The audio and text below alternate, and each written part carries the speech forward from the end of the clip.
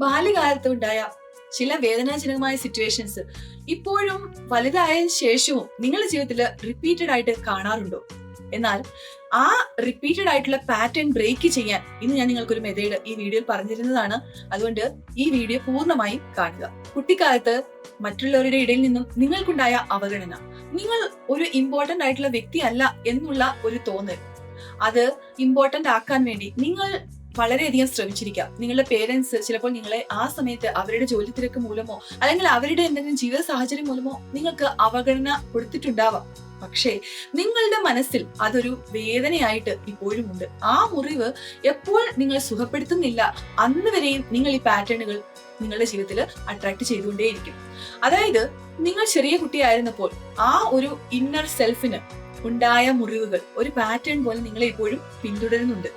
ഈ inner child അല്ലെങ്കിൽ inner self എന്ന് പറഞ്ഞാൽ എന്താണ്? നമ്മൾ പലപ്പോഴും കേൾക്കുന്ന ഒരു വാക്കാണ് ഇത് ഒരു അന്ധവിശ്വാസമോ അല്ലെങ്കിൽ ജസ്റ്റ് ഒരു സ്റ്റേറ്റ്മെന്റോ അല്ല. യഥാർത്ഥത്തില് സൈക്കോളജിയിലെ പ്രൂവൺ ആയിട്ടുള്ള ഒരു കൺസെപ്റ്റ് ആണ് ഈ ഇന്നർ സെൽഫ് അല്ലെങ്കിൽ ഇന്നർ ചൈൽഡ്. അതായത് നമ്മൾ ചെറിയ കുട്ടിയായിരിക്കുമ്പോൾ 7 വയസ്സ് വരെ നമ്മുടെ ജീവിതത്തിൽ ഉണ്ടാകുന്ന ഓരോ അനുഭവവും നമ്മുടെ സബ് കോൺഷ്യസ് മൈൻഡിലേക്ക് അതേ രീതിയിൽ ഒരു ഫിൽറ്ററും ഇല്ലാതെ സ്റ്റോർ ചെയ്യപ്പെടും. അതായത് ആ സമയത്ത് നമ്മുടെ ബ്രെയിൻ ഒരു തീറ്റ സ്റ്റേറ്റിലാണ്. തീറ്റ സ്റ്റേറ്റ് എന്ന് പറഞ്ഞാൽ നമ്മൾ എന്ത് കൊടുത്താലും അത് അതുപോലെ തന്നെ അക്സെപ്റ്റ് ചെയ്യുന്ന ഒരു മോഡിലാണ് ബ്രെയിൻ പ്രവർത്തിക്കുന്നത്. അപ്പോൾ ഈ സമയത്ത് ഉണ്ടാകുന്ന അവഗണന അല്ലെങ്കിൽ ഈ സമയത്ത് നമ്മൾക്ക് ഉണ്ടാകുന്ന ഓരോ വേദനാജനകമായ സിറ്റുവേഷൻസും അതുപോലെ തന്നെ അത് സബ് കോൺഷ്യസ് മൈൻഡിൽ ഇംപ്രിന്റ് ആയി മാറും. അതുകൊണ്ടാണ് ഇത് ഒരു പാറ്റേൺ ആയിട്ട് മാറുന്നത്. അതായത് നിങ്ങൾ 7 വയസ്സ് വരെ കാണുന്നതും കേൾക്കുന്നതുമായ ഓരോ കാര്യങ്ങളും സബ് കോൺഷ്യസ് മൈൻഡിൽ അതുപോലെ തന്നെ അത് സ്റ്റോർ ചെയ്യപ്പെടുന്നു. ചിലപ്പോൾ നിങ്ങൾക്ക് അതൊന്നും ഇപ്പോൾ ഓർമ്മയുണ്ടാവില്ല. കോൺഷ്യസ് ആയിട്ട് നിങ്ങൾ ഓർക്കാൻ ശ്രമിച്ചാലും നിങ്ങൾക്ക് അത് റീകോൾ ചെയ്യാൻ പറ്റുന്ന വരില്ല. പക്ഷേ ഞാൻ പറയുന്ന ഈ പാറ്റേൺ ഇപ്പോൾ നിങ്ങളുടെ ജീവിതത്തിലുണ്ടെങ്കിൽ ആ സമയത്ത് ഇന്നർ ചൈൽഡിനുണ്ടായ ഓരോ മുറിവുകളാണ് എന്ന് നിങ്ങൾക്ക് ഈസി ആയിട്ട് മനസ്സിലാക്കാൻ കഴിയും. നിങ്ങൾ മറ്റുള്ളവരുടെ ജീവിതത്തിൽ ഒരു ഇമ്പോർട്ടന്റ് ആയിട്ടുള്ള പേഴ്സൺ ആണ് എന്ന് നിങ്ങൾക്ക് തോന്നാറില്ല. അതുപോലെ നിങ്ങൾ അവരെ പുഷ് ആൻഡ് പുള്ള് ചെയ്യാറുണ്ടോ? അതായത് നിങ്ങൾക്ക് മറ്റുള്ളവരെ വിശ്വസിക്കാൻ പ്രയാസമാണ്. അവരെത്രമാത്രം നിങ്ങളെ ഹെൽപ്പ് ചെയ്താലും ആ ഒരു ഹെൽപ്പ് നിങ്ങൾക്ക് എടുക്കുവാൻ വളരെയധികം ബുദ്ധിമുട്ട് തോന്നാറുണ്ടോ? കാരണം നിങ്ങൾ വിചാരിക്കും അവരെപ്പോഴും യഥാർത്ഥത്തിൽ നിങ്ങളെ സ്നേഹിക്കുന്നില്ല എന്ന് ഒരു തോന്നൽ നിങ്ങൾക്ക് ഉണ്ടാകാറുണ്ട്. ഇത് നിങ്ങൾക്ക് ബാല്യകാലത്തുണ്ടായ ആ അവഗണനയുടെ പേരിലാണ് നിങ്ങൾ ഇങ്ങനെ റിയാക്ട് ചെയ്യുന്നത്. അതുപോലെ നിങ്ങളുടെ ഇമോഷൻസ് അവരോട് ഓപ്പൺ ആയിട്ട് നിങ്ങൾക്ക് പറയാൻ പറ്റുന്നില്ലേ?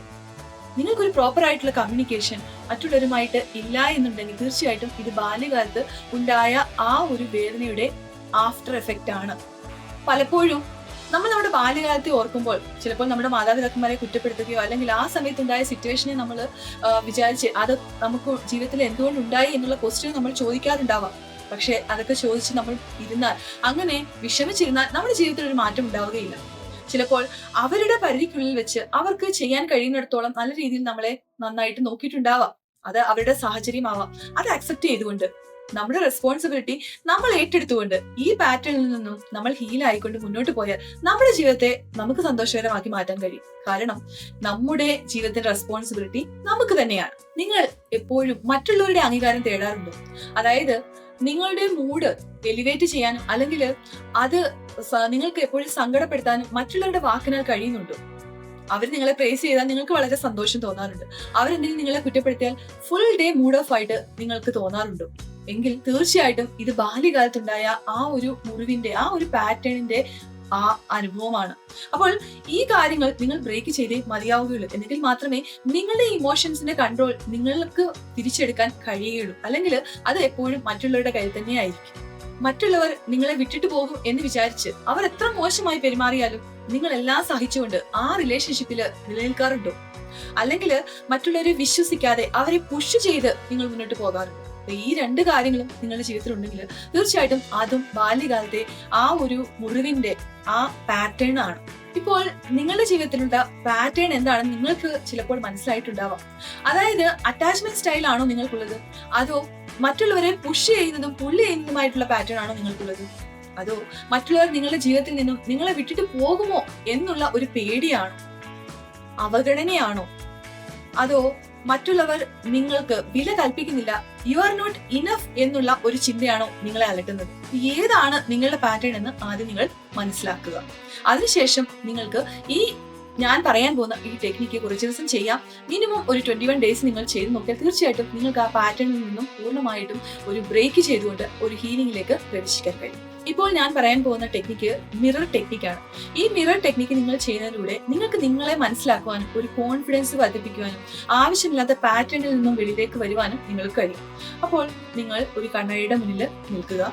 അതിനുശേഷം നിങ്ങൾ നിങ്ങളുടെ കണ്ണിലേക്ക് നോക്കുക. രണ്ട് കണ്ണിലേക്കും അറ്റ് എ ടൈം നിങ്ങൾക്ക് നോക്കാൻ കഴിയില്ല. അതുകൊണ്ട് ലെഫ്റ്റോ അല്ലെങ്കിൽ റൈറ്റോ ഏതെങ്കിലും ഒരു കണ്ണിലേക്ക് സൂക്ഷിച്ച് നോക്കുക. അങ്ങനെ കുറച്ചു നേരം നിങ്ങൾ ആ കണ്ണാടിയുടെ മുന്നിൽ തന്നെ നിൽക്കുക. അല്ലെങ്കിൽ ഒരു ചെയർ ഇട്ട് അതിന്റെ മുന്നിൽ നിങ്ങൾക്ക് ഇരിക്കാവുന്നതാണ്. ആ സമയത്ത് ചിലപ്പോൾ നിങ്ങൾ നോക്കുന്നത് നിങ്ങളുടെ ബാഹ്യമായ സൗന്ദര്യം ആയിരിക്കില്ല.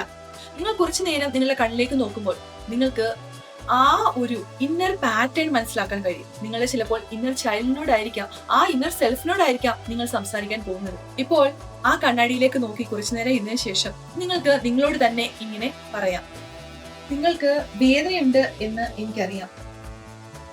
നിങ്ങൾ എപ്പോഴും ഒറ്റപ്പെട്ടിട്ടുണ്ട് എന്നും എനിക്കറിയാം.